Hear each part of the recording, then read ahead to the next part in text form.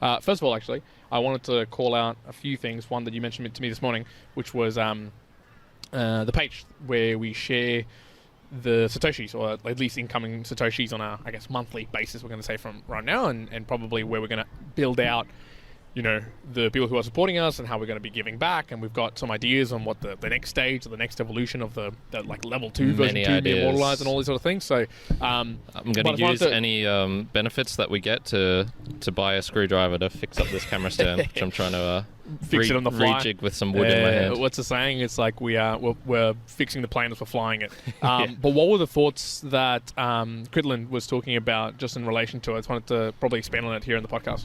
Yeah, so he was just enjoying the small concept. Like I think he's a pretty visual sort of guy. He does a lot of things with websites, and his own website is pretty much self-created and things like that. And he also enjoys coding and being able to automate things. So he was saying, I like the visual impact of like the leaderboard type of thing, and then was asking me some questions around how he could potentially code it, for example. So what sort of data we were getting in. I was saying we're using Satoshi Stream, so it's an Excel sheet, just spit out all the stuff.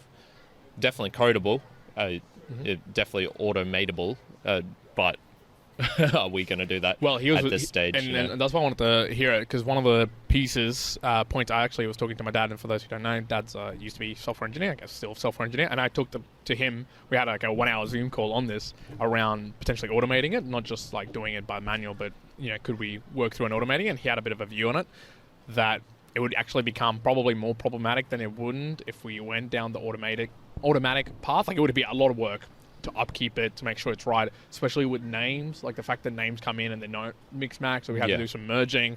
So yes, James, if you listen to this, there was a slight deviation from going from automated to at least now for manual.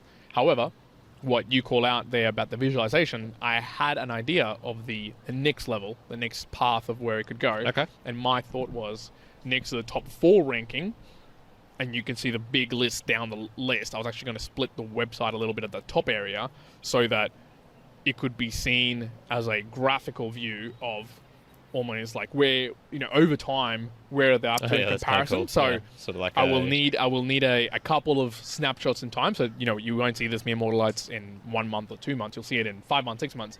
But as I get pinpoints on time, I'll be able to, from an image perspective, graph where they've been, how they've been scaling up. That way, I guess, you at home can actually see our growth from that perspective, and we can see the growth as well, whether it's stalling, whether it's increasing and the like. So I'm going to go down that path.